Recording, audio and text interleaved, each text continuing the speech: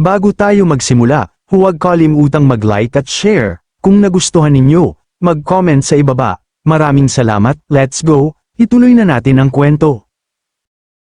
Samantala, nagmamadaling nilapitan ni Meng Yao ang kanyang ina, dala ng matinding pag-aalala. Agad siyang nagtanong, nanginginig ang tinig, kung ano ang tunay na nangyayari. Mariin namang sumagot si Empress Jing, na ang young master na natagpuan ay hindi basta tao, kundi isang nilalang na may napakalaking kahalagahan. Sa sandaling yun, nasalayan si Ye Junlin na marahang naglalakad sa hagdan ng hinabi mula sa mismong enerhiya, bawat hakbang ay tila kamakalabog sa kalangitan. Habang siya'y umaangat, mariin niyang winika sa prinsesa ng Pingzi, ipapakita ko sa iyo ang tunay na kahulugan ng lakas. Ang lakas ay walang anyo, walang pagkakaiba sa ganda o kapangitan, ang malakas ay malakas, at ang mahina ay mahina. Dagdag pa niya, na ang mahina ay maaaring lumakas, ngunit ang malakas ay muling magiging mahina kapag nakatagpo ng higit na makapangyarihan.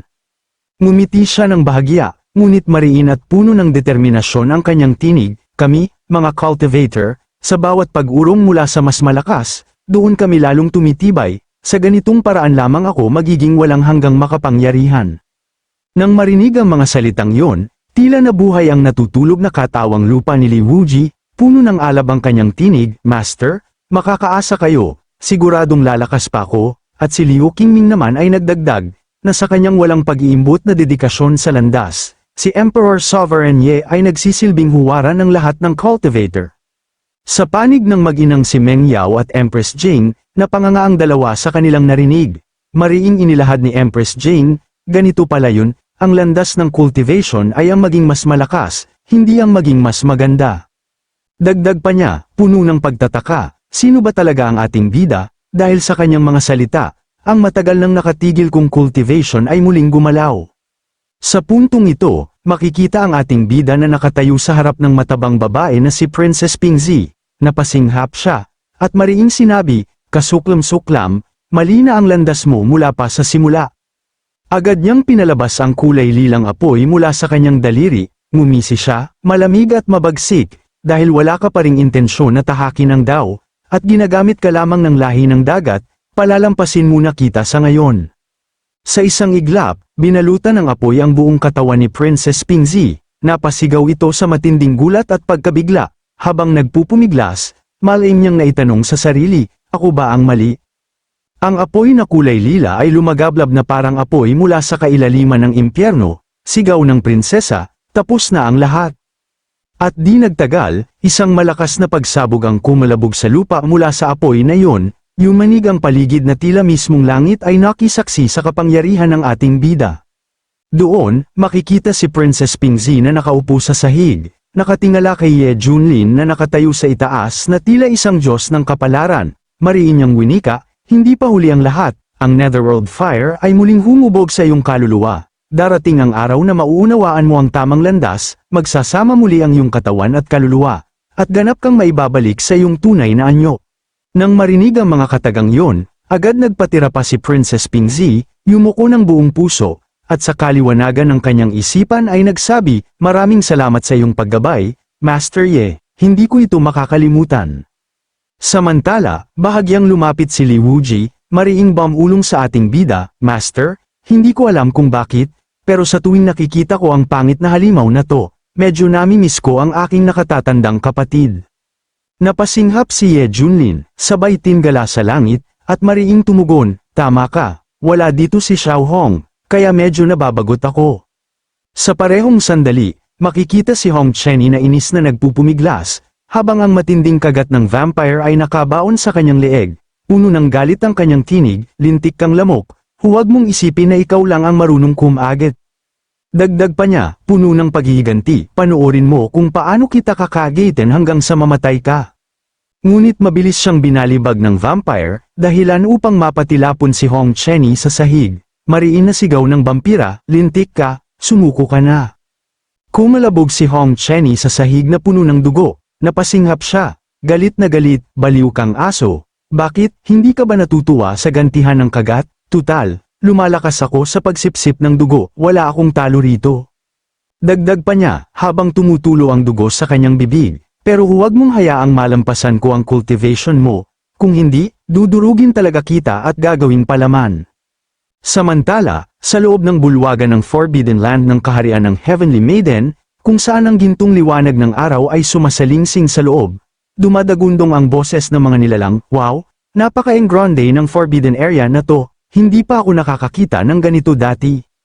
Doon, makikita sina Li Wuji at Liu Qingming na nakatayo sa gitna ng bulwagan, habang iniikot ang kanilang tingin. Mariing tinanong ni Li Wuji ang matandang iskolar, "Hindi mo ba napapansin, halatang halata na forbidden territory ito, hindi ba nanganganib ang master sa loob?"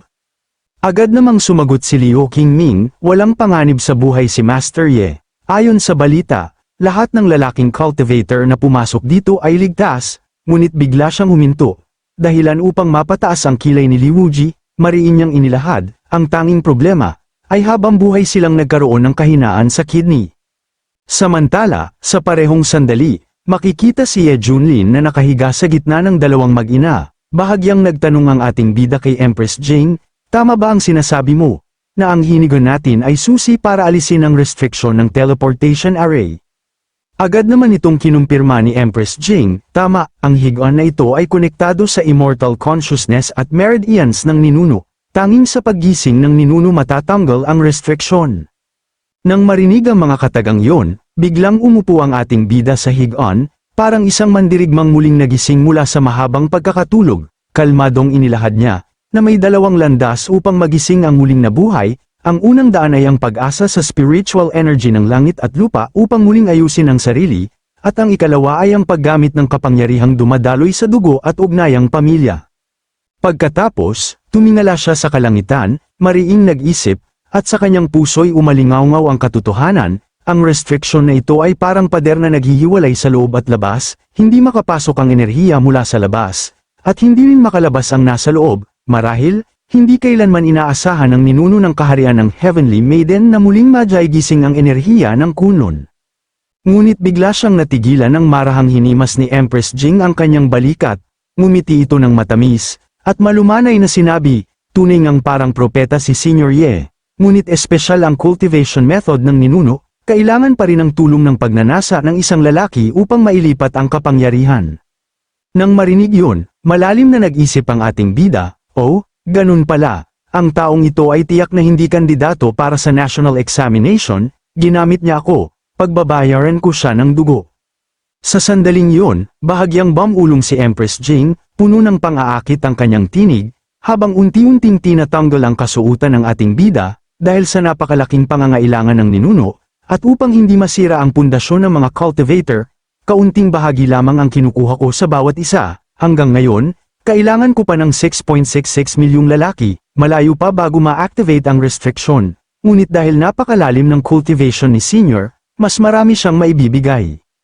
Agad namang sumabat si Meng Yao, ngumiti ng matamis habang sinasabihan ng kanyang ina, "Ina, si Senior Ye ang dinala ko dito kaya hindi mo siya pwedeng angkinin mag-isa." Tumango si Empress Jing, "Tanda ng pagsang-ayon, huwag kang mag-alala, hindi ka mapag-iiwanan, Senior Ye, simulan na natin ang digmaan sa kama."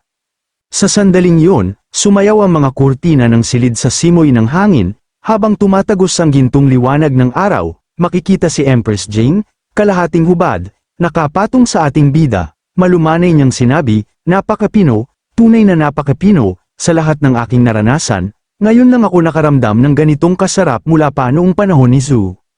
Dagdag naman ni Meng Yao, habang nasa pagitan ng mga paa ng ating bida, "Ganito pala kasarap sa unang pagkakataon, tama si Ina, ang banal na bagay na ito ay napakasarap sa pakiramdam." Dahil dito, nagsimula ang mag-ina sa kanilang kababalaghan sa katawan ng ating bida, dahilan upang lumaganap sa paligid ang gintong esensya, habang nakatitig sa kanila, napasinghap si Ye Junlin, ang mag-inang to, talagang matatapang, at nasisiyahan sila sakin. Di nagtagal, nagpakawala ang ating bida ng malakas na bugso ng gintong enerhiya, dahilan upang mapalutang ang mag-ina. Gamit ang esensya bilang pain, sa wakas ay lumitaw na. Patuloy ang ating bida sa kanyang pagninilay, habang ang mag-ina ay parang mga papel na lumulutang sa ere, sa isang iglap, sumabog ang napakalakas na alon ng enerhiya, hudyat ng pagbubukas ng portal. Marahang itinaas ng ating bida ang kanyang kamay, kinokontrol ang bugso ng enerhiya mula sa formation portal array, nagpupumiglas ang mag-ina, habang hinihigop ng gintong liwanag ang kanilang dugo. Saad ni Meng Yao, puno ng kaba, ina, hinihigop ng gintong liwanag ang dugo sa katawan ko, pakiramdam ko mauubos ako. Dagdag ni Empress Jing, Senior Ye, sapat na ang kaunting bahagi ng dugo para sa pagpapasa ng kapangyarihan, maawa ka sa amin. Habang nilalamon sila ng enerhiya, malakas na sumigaw si Empress Jing, ang lupit mo naman, brother, nasaktan mo na kami, ngunit bigla, mula sa kawalan, lumabas ang dalawang kamay, tila nagdadala ng kapahamakan.